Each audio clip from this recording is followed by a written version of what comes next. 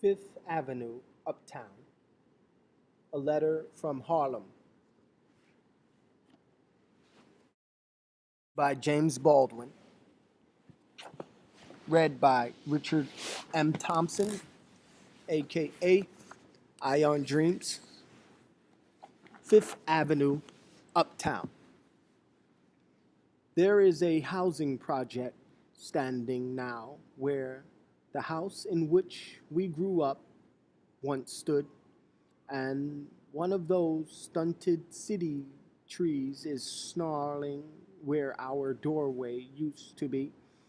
This is on the rehabilitated side of the avenue. The other side of the avenue, for progress takes time, has not been rehabilitated yet, and it looks exactly as it looked in the days when we sat with our noses pressed against the window pane, longing to be allowed to go across the street. The grocery store which gave us credit is still there, and there can be no doubt that it is still giving credit. The people in the project certainly need it, far more, indeed, than they ever needed the project.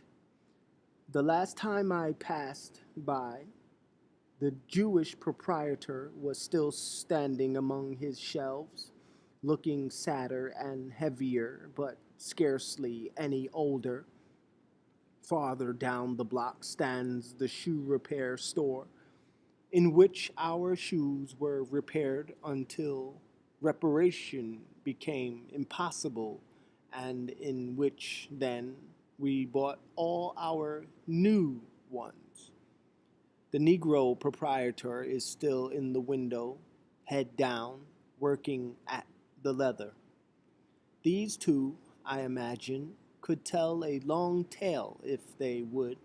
Perhaps they would be glad to if they could, having watched so many for so long, struggling in the fishhooks, the barbed wire of this avenue. The avenue is elsewhere the renowned and elegant Fifth. The area I am describing, which in today's gang parlance would be called the turf, is bounded by Lenox Avenue on the west, the Harlem River on the east, 135th Street on the north, and 130th Street on the south. We never lived beyond these boundaries. This is where we grew up. Walking along 145th Street, for example, familiar as it is and similar, does not have the same impact because I do not know any of the people on the block. But when I turn east on 131st Street and Lenox Avenue, there is first a soda pop joint, then a shoeshine parlor, then a grocery store, then a dry cleaners, then the houses. All along the street, there are people who watched me grow up, people who grew up with me, people I watched grow up along with my brothers and sisters, and sometimes in my arms, sometimes underfoot, sometimes at my shoulder or on it, their children, a riot, a forest of children who include my nieces and nephews. When we reach the end of this long block, we find ourselves on wide, filthy, hostile Fifth Avenue, facing that project which hangs over the avenue like a monument to the folly and the cowardice of good intentions. All along the block, for anyone who knows it, are immense human gaps, like craters. These gaps are not created merely by those who have moved away, inevitably into some other ghetto, or by those who have risen almost always into a greater capacity for self loathing and self delusion, or yet by those who, by whatever means, World War II, the Korean War, a policeman's gun or billy, a gang war, a brawl, madness, an overdose of heroin, or simply natural, unnatural exhaustion, are dead. I am talking about those who are left, and I am talking principally about the young. What are they doing? Well, some, a minority, are fanatical churchgoers, members of the more extreme of the Holy Rollers sect. Many, many more are Muslims by affiliation or sympathy. That is to say, that they are united by nothing more and nothing less than a hatred of the white world and all its works.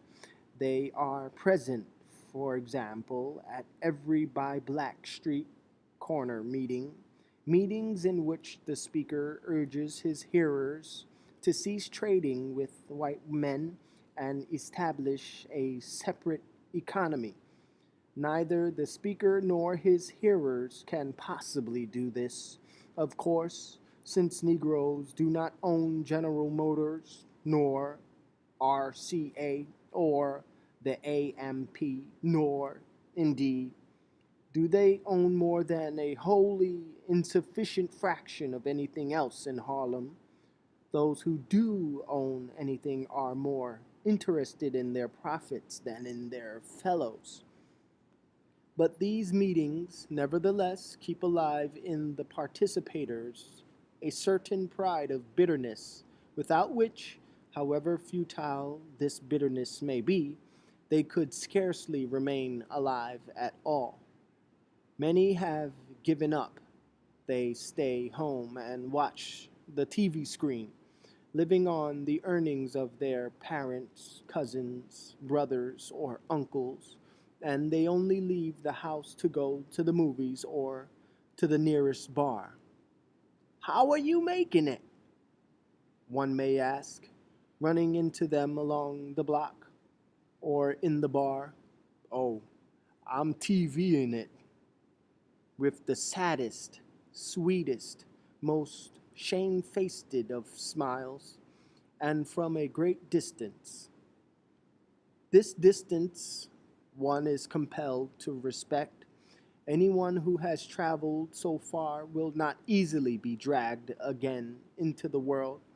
There are further retreats, of course, than the TV screen or the bar. There are those who are simply sitting on their stoops, stoned, animated for a moment only, and hideously by the approach of someone who may lend them the money for a fix, or by the approach of someone from whom they can purchase it, one of the shrewd ones on the way to prison or just coming out, and the others who have avoided all of these deaths get up in the morning and go downtown to meet the man. They work in the white man's world all day and come home in the evening to this fetid block. They struggle to instill in their children some private sense of honor or dignity which will help the children to survive. This means, of course, that they must struggle stolidly, incessantly, to keep this sense alive in themselves, in spite of the insults, the indifference, and the cruelty they are certain to encounter in their working day.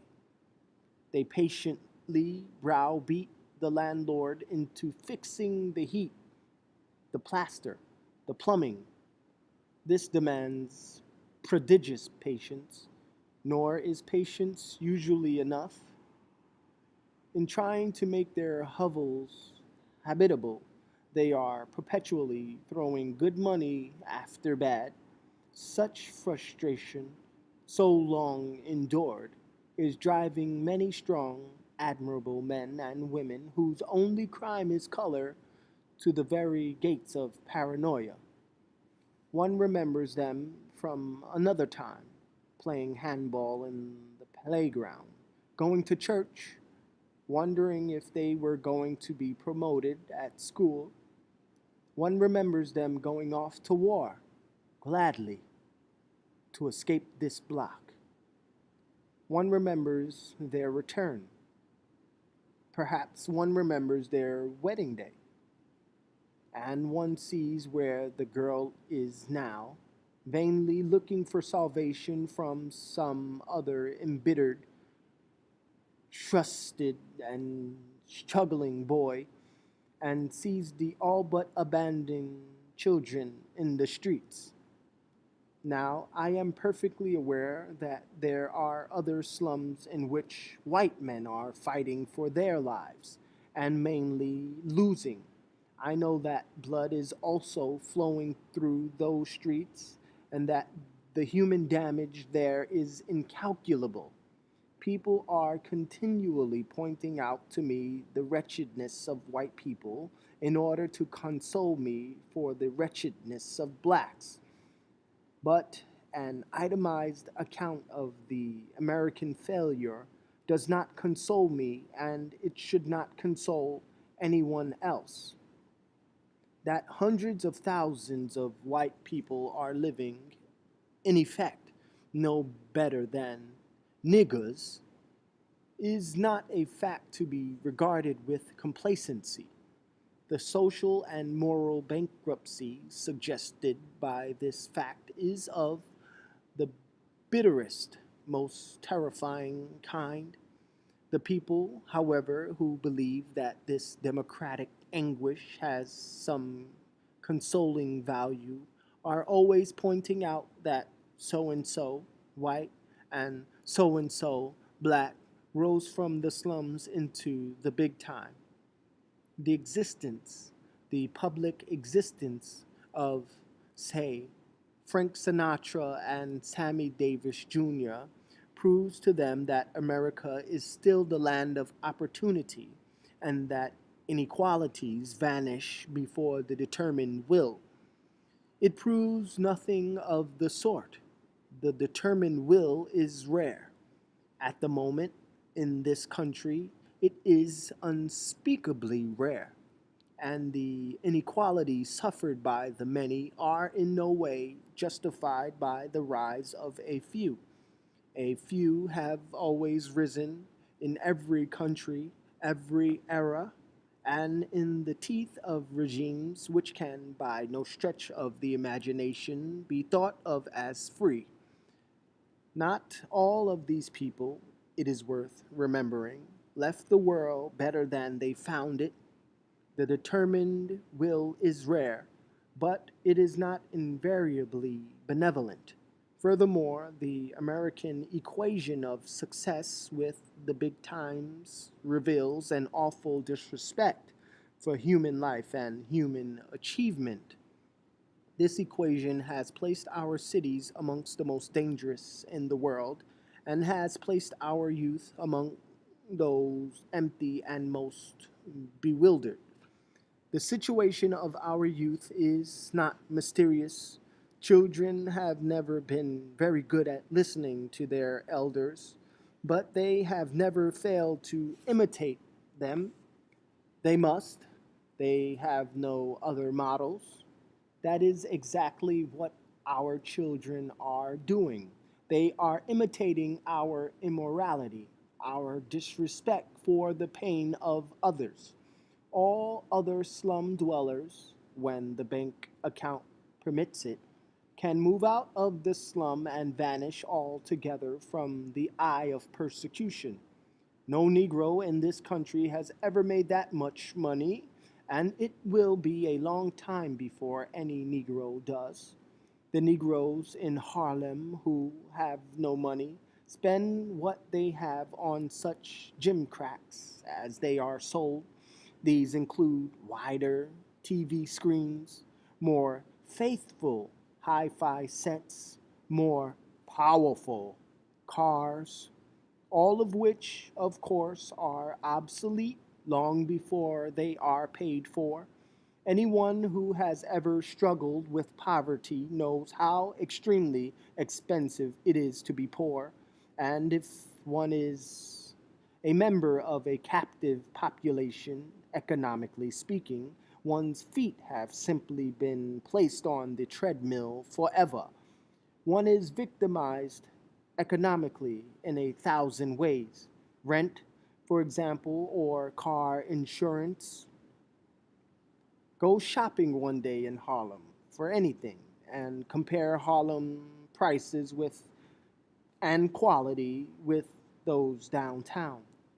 The people who have managed to get off this block have only got as far as a more respectable ghetto. This respectable ghetto does not even have the advantages of the disreputable one: friends, neighbors, a family church, and friendly tradesmen.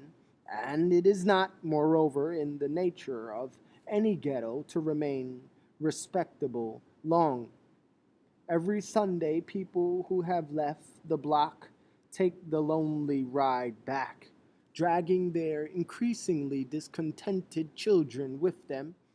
They spend the day talking, not always with words, about the trouble they've seen and the trouble one must watch their eyes as they watch their children. They are only too likely to see. For children do not like ghettos. It takes them nearly no time to discover exactly why they are there. The projects in Harlem are hated. They are hated almost as much as policemen, and this is saying a great deal. And they are hated for the same reason. Both reveal, unbearably, the real attitude of the white world. No matter how many liberal speeches are made, no matter how many lofty editorials are written, no matter how many civil rights commissions are set up, the projects are hideous, of course, there being a law, apparently respected throughout the world, that popular housing shall be as cheerless as a prison. They are lumped all over Harlem, colorless, bleak, high, and revolting. The wide windows look out on Harlem's invincible and indescribable squalor. The Park Avenue Railroad tracks, around which, about 40 years ago, the present dark community began. The unrehabilitated houses bowed down, it would seem, under the great weight of frustration and bitterness they contain. The dark, the ominous schoolhouses from which the child may emerge maimed, blinded, hooked, or enraged for life. And the churches,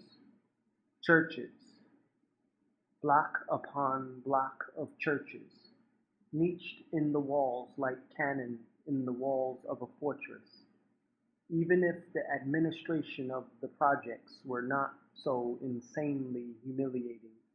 For example, one must report raises in salary to the management, which will then eat up the profit by raising one's rent. The management has the right to know who is staying in your apartment. The management can ask you to leave at their discretion. The projects would still be hated because they are an insult to the meanest intelligence. Harlem got its first private project, Riverton, which is now, naturally, a slum, about 12 years ago because at that time Negroes were not allowed to live in Stuyvesant Town. Harlem watched Riverton go up, therefore, in the most violent bitterness of spirit, and hated it long before the builders arrived.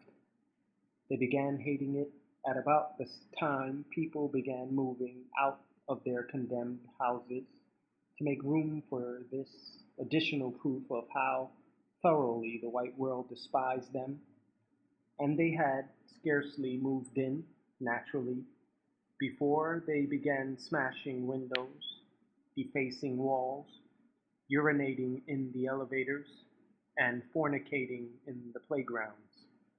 Liberals, both white and black, were appalled at the spectacle. I was appalled by the liberal innocence, or cynicism, which comes out in practice as much the same time. Other people were delighted to be able to point to proof positive that nothing could be done to better the lot of the colored people. They were, and are, right in one respect, that nothing can be done as long as they are treated like colored people. The people in Harlem know they are living there because white people do not think they are good enough to live anywhere else. No amount of improvement can sweeten this fact. Whatever money is now being earmarked to improve this or any other ghetto might as well be burnt. A ghetto can be improved in one way only, out of existence. Similarly, the only way to police a ghetto is to be oppressive. None of the police commissioner's men, even with the best will in the world, have any way of understanding the lives led by the people they swagger about in twos and threes, controlling. Their very presence is an insult, and it would be, even if they spent their entire day feeding gumdrops to children. They represent the force of the white world, and that world's real intentions are simply for that world's criminal profit and ease, to keep the black man correlated up here in his place. The badge, the gun in the holster, and the swinging club make vivid what will happen should his rebellion become overt. Rare, indeed, is the Harlem citizen, from the most circumspect church member to the most shiftless adolescent, who does not have a long tale to tell of police incompetence, injustice, or brutality. I myself have witnessed and endured it more than once. The businessmen and racketeers also have a story, and so do the prostitutes. And this is not perhaps the place to discuss Harlem's very complex attitude toward black policemen, nor the reasons, according to Harlem, that they are nearly all downtown. It is hard, on the other hand, to blame the policeman, blank, good-natured, thoughtless, and insuperably innocent, for being such a perfect representative of the people he serves. He, too, believes in good intentions and is astounded and offended when they are not taken for the deed. He has never himself done anything for which to be hated. Which of us has? And yet he is facing, daily and nightly, people who would gladly see him dead, and he knows it. There is no way for him not to know it. There are few things under heaven more unnerving than the silent, accumulating contempt and hatred of a people. He moves through Harlem, therefore, like an occupying soldier in a bitterly hostile country, which is precisely what and where he is, and is the reason he walks in twos and threes. And he is not the only one who knows why he is always in company. The people who are watching him know why, too. Any street meeting sacred or secular, which he and his colleagues uneasily cover, has as its explicit or implicit burden the cruelty and injustice of the white domination.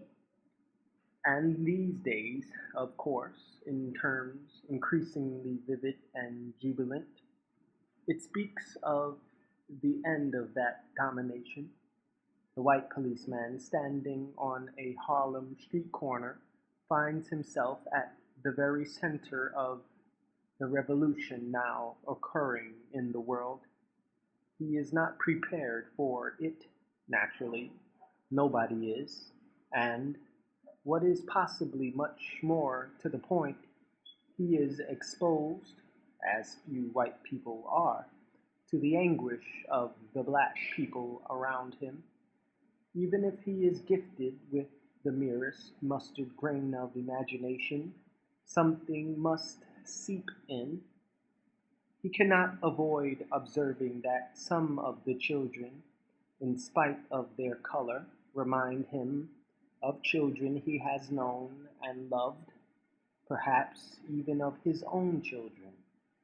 He knows that he certainly does not want his children living that way. He can retreat from his uneasiness in only one direction, into a callousness which very shortly becomes second nature. He becomes more callous. The population becomes more hostile.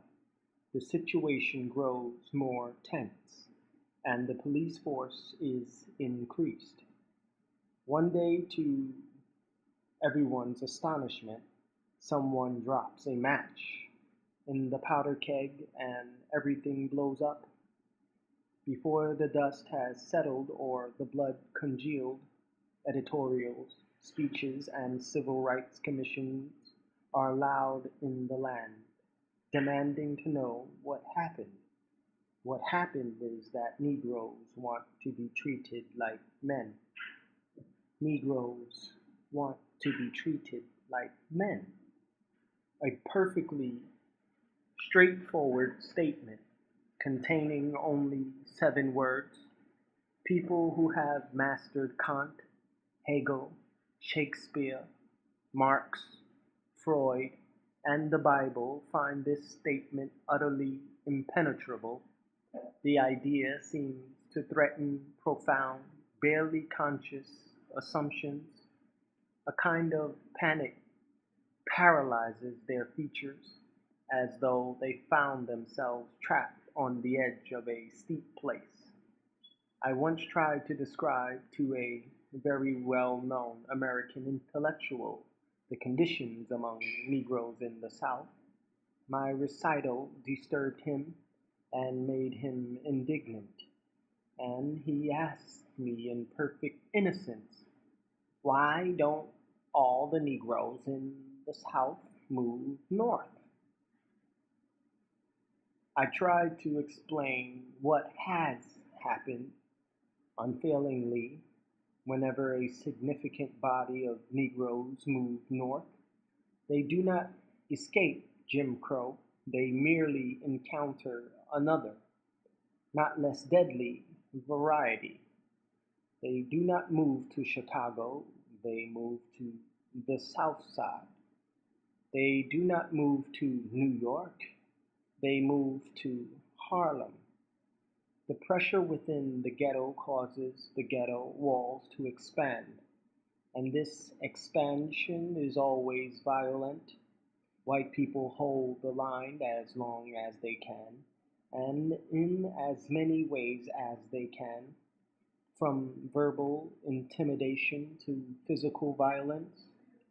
But inevitably, the border which has divided the ghetto from the rest of the world falls into the hands of the ghetto. The white people fall back bitterly before the black horde. The landlords make a tidy profit by raising the rent, chopping up the rooms, and all but dispensing with the upkeep. And what has once been a neighborhood turns into a turf.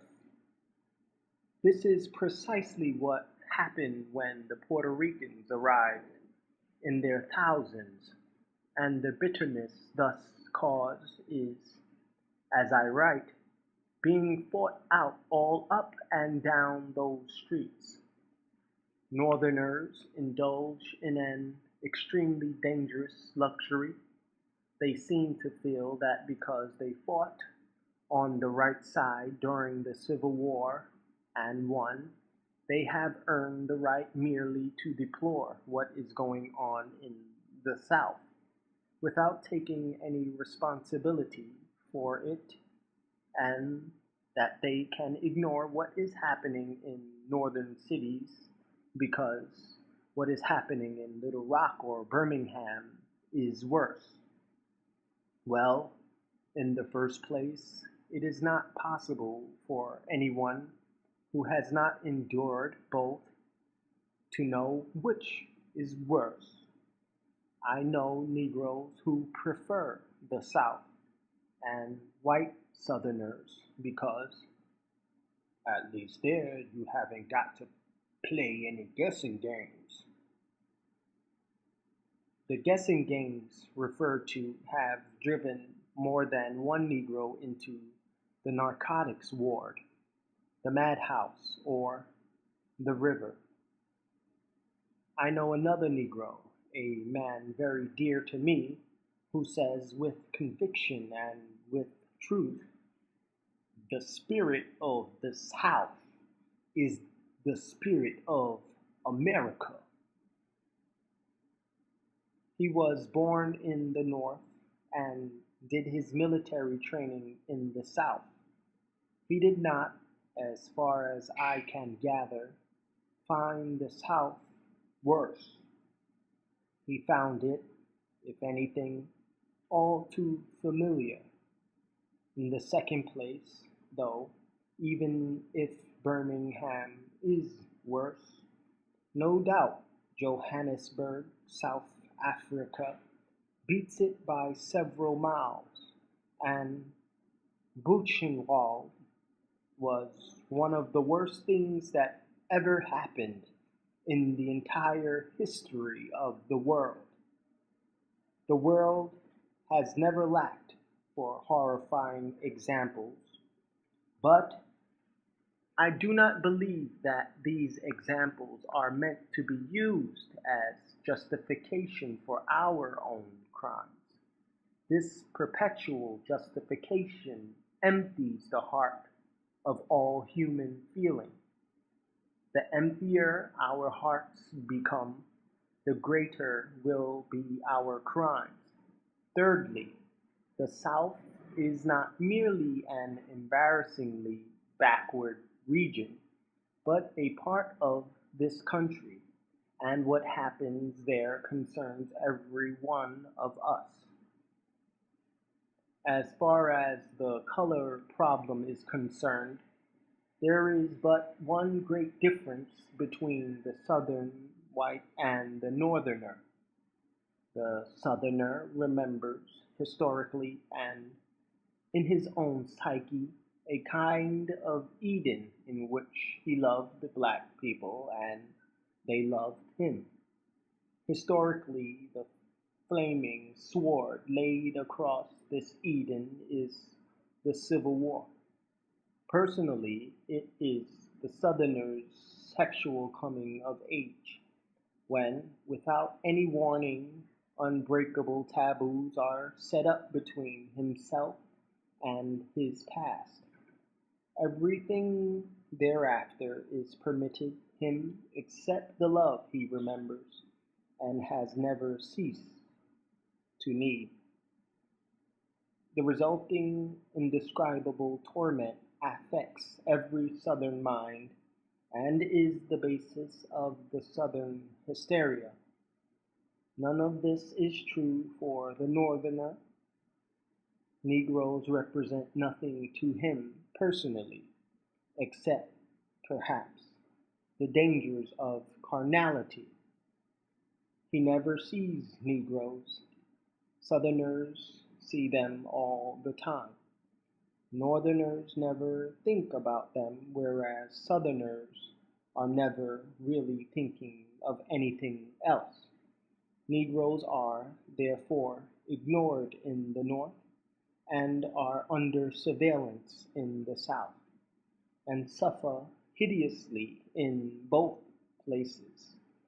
Neither the Southerner nor the Northerner is able to look on the Negro simply as a man. It seems to be indispensable to the national self-esteem that the Negro can be considered either as a kind of ward, in which case we are told how many Negroes comparatively bought Cadillacs last year and how few comparatively were lynched, or as a victim, in which case we are promised that he will never vote in our assemblies or go to school with our kids. They are two sides of the same coin, and the South will not change, cannot change, until the North changes. The country will not change until it re-examines itself and discovers what it really means by freedom. In the meantime, generations keep being born. Bitterness is increased by incompetence, pride, and folly, and the world shrinks around us. It is a terrible and inexorable law that one cannot deny the humanity of another without diminishing one's own. In the face of one's victim, one sees oneself. Walk through the streets of Harlem and see what we, this nation, have become.